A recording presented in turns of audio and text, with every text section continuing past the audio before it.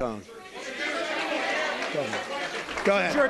No, Mr. President-elect. Go ahead. Mr. President-elect, Go ahead. Since you are attacking our news organization, can you give us a chance? Your organization you are attacking our news organization. Can you give us a chance to ask a question, sir? Go ahead. Sir, can you state, Quiet. Mr. President-elect, Go ahead. Can you state categorically, she's asking a question. Mr. President-elect, can you give us a question? Don't be You're rude. attacking us. Can you give us a question? Don't be rude. Can you No, give I'm us not a going to give you question? I'm not going to give you a question. Can you state categorically? You are fake news. Sir, go ahead. Can you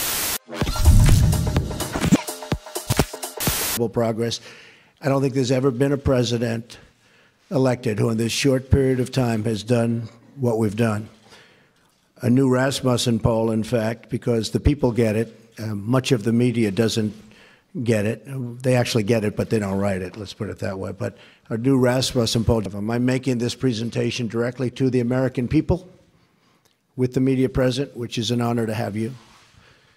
This morning, because many of our nation's reporters and folks will not tell you the truth and will not treat the wonderful people of our country with the respect that they deserve.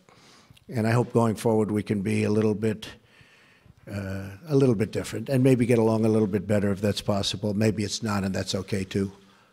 Unfortunately, much of the media in Washington, D.C., along with New York, Los Angeles in particular, speaks not for the people, but for the special interests and for those profiting off a very, very obviously broken system.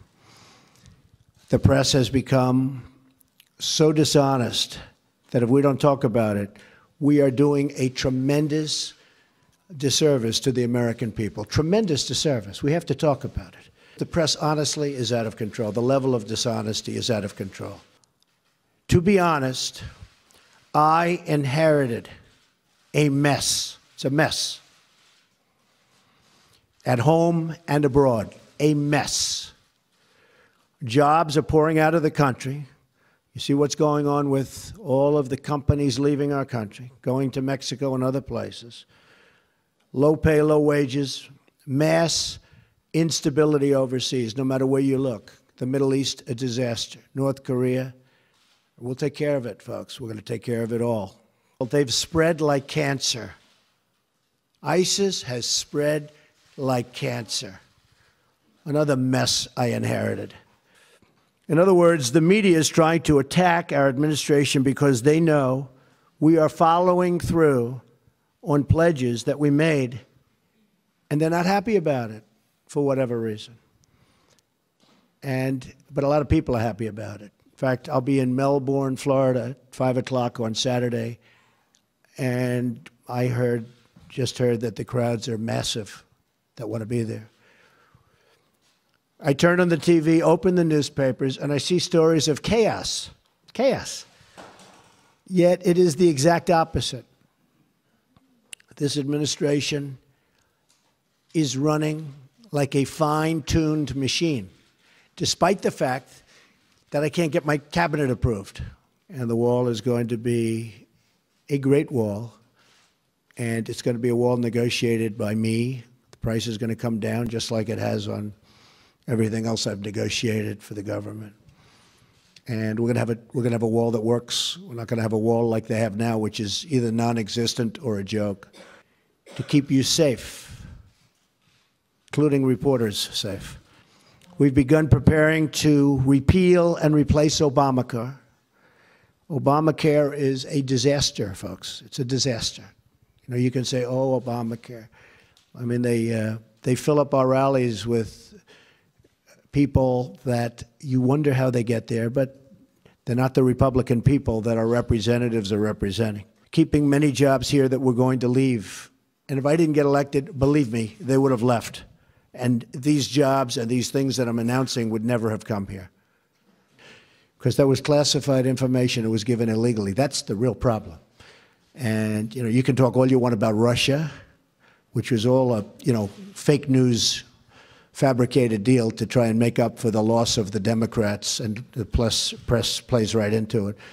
In fact, I saw a couple of the people that were supposedly involved with all of this. They know nothing about it. They weren't in Russia. They never made a phone call to Russia. They never received a phone call. It's all fake news. It's all fake news. The nice thing is I see it starting to turn, where people are now looking at the illegal Mara, and I think it's very important. The illegal giving out classified information. It was, and let me just tell you, it was given out like so much. I'll give you an example. I called, as you know, Mexico. It was a very, very confidential, classified call, but I called Mexico. And in calling Mexico, I figured, oh, well, that's nice. I spoke to the president of Mexico, had a good call. All of a sudden, it's out for the world to see. It's supposed to be secret. It's supposed to be either confidential or classified in that case. Same thing with Australia. All of a sudden, people are finding out exactly what took place. The same thing happened with respect to General Flynn. Everybody saw this.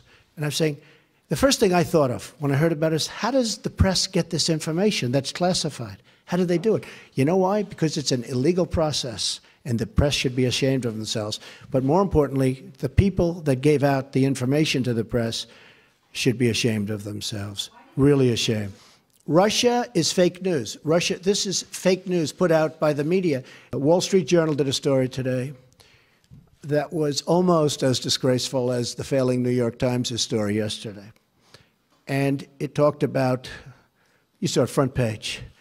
So, Director of National Intelligence just put out, acting, a statement. Any suggestion that the United States intelligence community, this was just given to us, is withholding information and not providing the best possible intelligence to the president and his national security team is not true.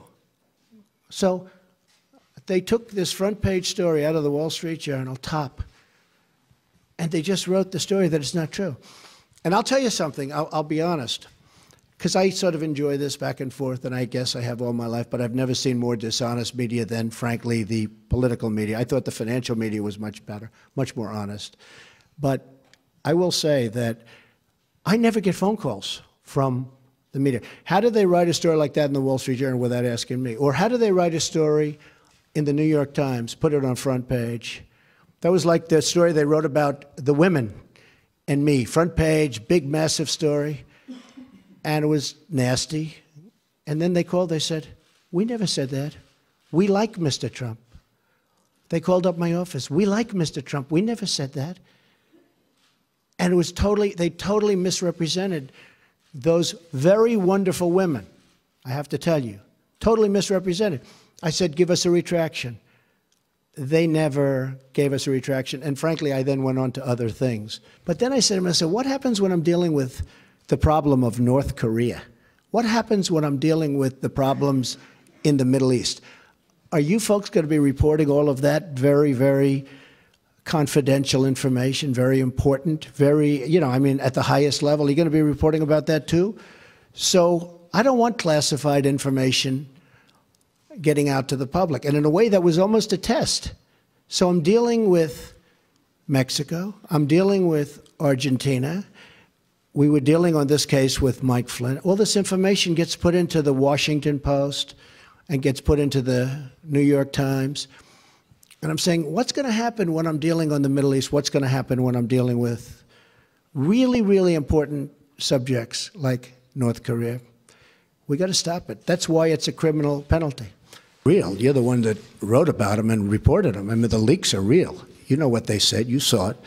And the leaks are absolutely real. The news is fake because so much of the news is fake. So one thing that I felt it was very important to do, and I hope we can correct it, because there's nobody I have more respect for, well, maybe a little bit, but than reporters, than good reporters. It's very important to me, and especially in this position. It's very important.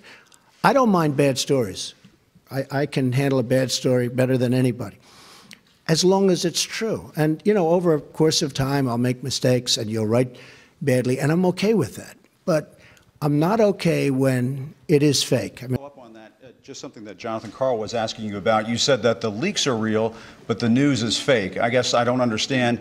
It seems that there's a disconnect there. If the information coming from those leaks is real, then how can the stories be fake? The reporting is fake. And if I may ask, I just want to ask Jim, you know what it is? Here's the thing. The public isn't, you know, they read newspapers, they see television, they watch.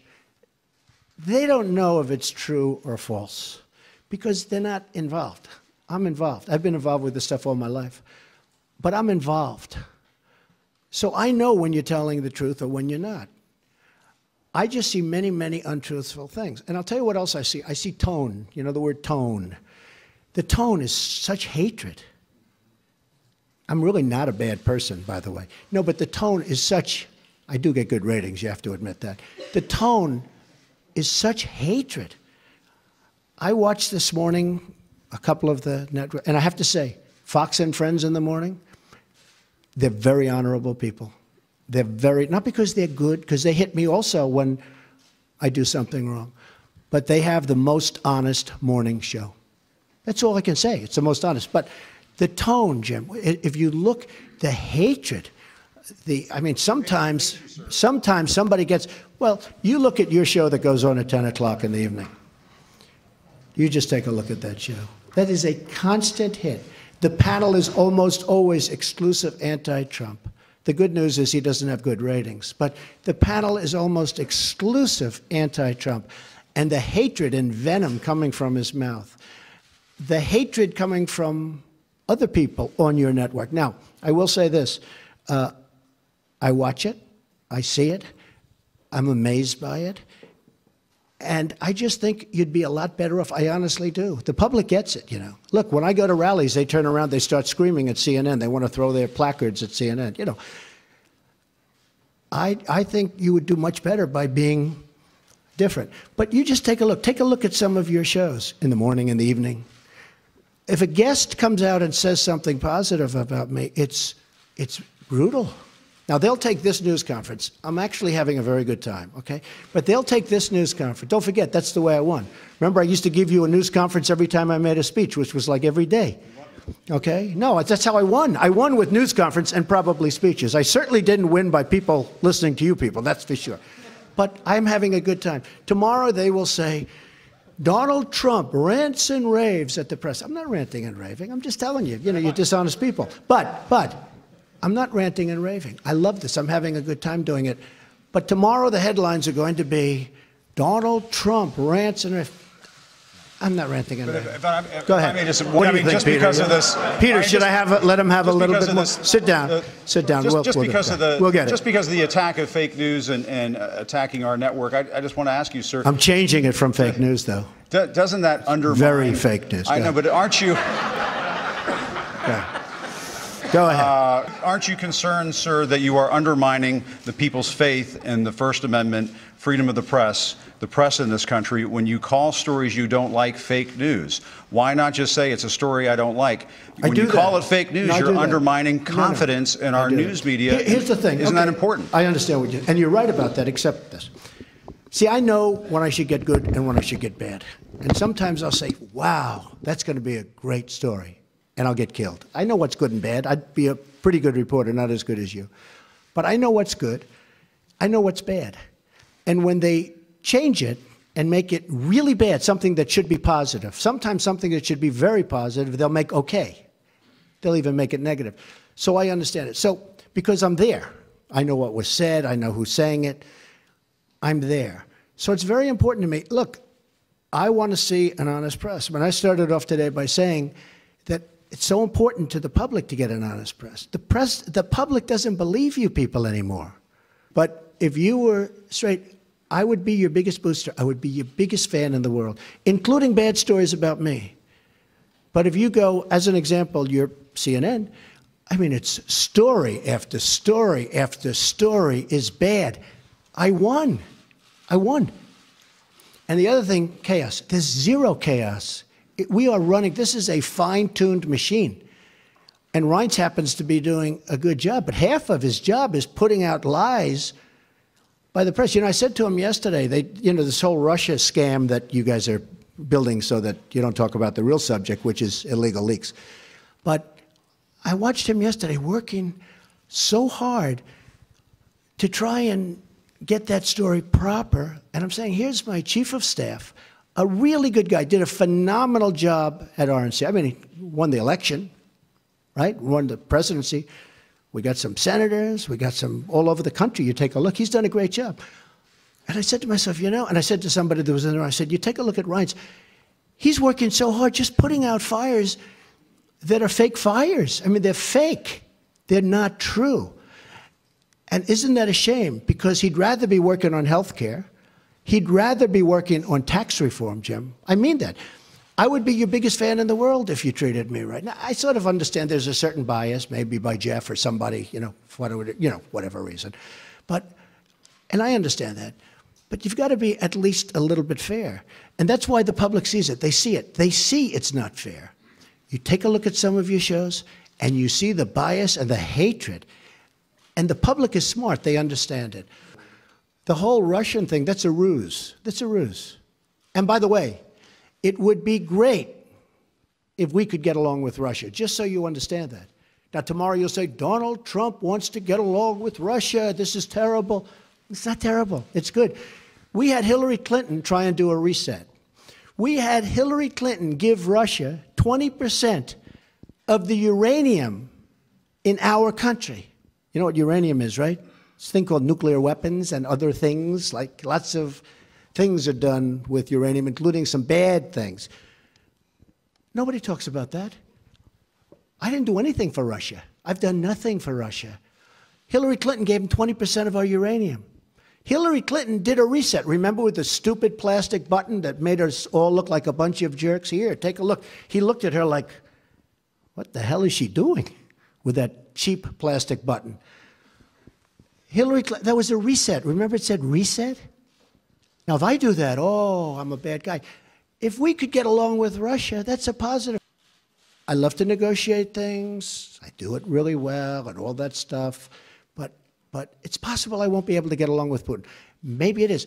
But I want to just tell you, the false reporting by the media, by you people, the false, horrible, fake reporting, makes it much harder to make a deal with Russia. And probably Putin said, you know, he's sitting behind his desk, and he's saying, you know, I see what's going on in the United States. They follow it closely. It's going to be impossible for President Trump to ever get along with Russia because of all the pressure he's got with this fake story, okay? And that's a shame. I think that I've already... Is Putin testing you, do you believe, sir? No, I don't think so. I think Putin probably assumes that he can't make a deal with me anymore because politically it would be unpopular for a politician to make a deal. I can't believe I'm saying I'm a politician, but I guess that's what I am now. Because, look, it would be much easier for me to be tough on Russia, but then we're not going to make a deal. Now, I don't know that we're going to make a deal. I don't know. We might not. But it would be much easier for me to be so tough. The tougher I am on Russia, the better. But you know what? I want to do the right thing for the American people. And to be honest, secondarily, I want to do the right thing for the world. If Russia and the United States actually got together and got along, and don't forget, we're a very powerful nuclear country, and so are they. There's no upside. We're a very powerful nuclear country, and so are they. I've been briefed, and I can tell you one thing about a briefing that we're allowed to say because anybody that ever read the most basic book can say it. Nuclear holocaust would be like no other. Again, maybe I'm not going to be able to do a deal with it, but at least I will have tried. And if I don't, does anybody really think that Hillary Clinton would be tougher on Russia than Donald Trump? Does anybody in this room really believe that? Okay? I don't want to be one of these guys that say, yes, here's what we're going to do. I don't have to do that. I don't have to tell you what I'm going to do in North Korea. Wait a minute. I don't have to tell you what I'm going to do in North Korea. And I don't have to tell you what I'm going to do with Iran. You know why? Because they shouldn't know. And eventually you guys are going to get tired of asking that question. So when you ask me, what am I going to do with the ship, the Russian ship as an example, I'm not going to tell you. But hopefully I won't have to do anything. But I'm not going to tell you. Okay. Thanks. Where are you from? BBC. Here's another beauty. It's a good line. Impartial, free and fair. Mr. President, Just like CNN. On the travel ban, we could banter back and forth. On the travel ban, would you accept that that was a good example of the smooth running of government? Yeah, I do. Let me tell you about the travel ban. Were there any mistakes in that? Wait. I know who you are. Just wait. Let me tell you about the travel ban. We had a very smooth rollout of the travel ban. But we had a bad court. Got a bad decision. We had a court that's been overturned, again, maybe wrong, but I think it's 80% of the time. A lot. We had a bad decision. We're going to keep going with that decision. We're going to put in a new executive order next week sometime. But we had a bad decision. That's the only thing that was wrong with the travel ban. What I wanted to do was do the exact same executive order, but said one thing, and I said this to my people: give them a 1-month period of time. But General Kelly, now Secretary Kelly, said, if you do that, all these people will come in the month, the bad ones. You do agree there are bad people out there, right? They're not everybody that's like you. You have some bad people out there. So Kelly said, you can't do that. And he was right. As soon as he said it, I said, wow, never thought of it. I said, how about 1 week? He said, no good. You got to do it immediately, because if you do it immediately, they don't have time to come in. Now, nobody ever reports that. But that's why we did it quickly. Now, if I would have done it a month, everything would have been perfect. The problem is we would have wasted a lot of time and maybe a lot of lives, because a lot of bad people would have come into our country. Now, in the meantime, we're vetting very, very strongly. 5 more minutes. Is that okay? 5? Wait, let's see. I want to find a friendly reporter. Used to say it was true. Are you a friendly reporter? Watch how friendly he is. Wait. Watch how friendly he is. Go ahead. And how the government is planning to take care of it. There's been a report out that 48 bomb threats have been made against Jewish centers all across the country in the last couple of weeks. There are people who are committing anti-Semitic acts or threatening to. See, he said he was going to ask a very simple, easy question. And it's not. It's not a simple question. Not a fair question. Okay, sit down. I understand the rest of your question. So here's the story, folks. Number one, I am the least anti-Semitic person that you've ever seen in your entire life. Number two, racism. The least racist person. In fact, we did very well relative to other people running as a Republican. Quiet, quiet, quiet. See, he lied about, he was going to get up and ask a very straight, simple question. So, you know, welcome to the world of the media. But let me just tell you something, that I hate the charge. I find it repulsive. I hate even the question, because people that know me, and you heard the Prime Minister, you heard Netanyahu yesterday. Did you hear him, Bibi? He said, I've known Donald Trump for a long time. And then he said, forget it. So you should take that instead of having to get up and ask a very insulting question like that. Go ahead. Go ahead. Thank you. I'm Lisa from the PBS. See, it just shows you about the press, but that's the way the press is. About what First Lady Melania Trump does for the country, and there's a unique level of interest in your administration. So by opening the White House visitor's office, what does that mean to you and the rest of the country? Now that's what I call a nice question. That is very nice. Who are you with?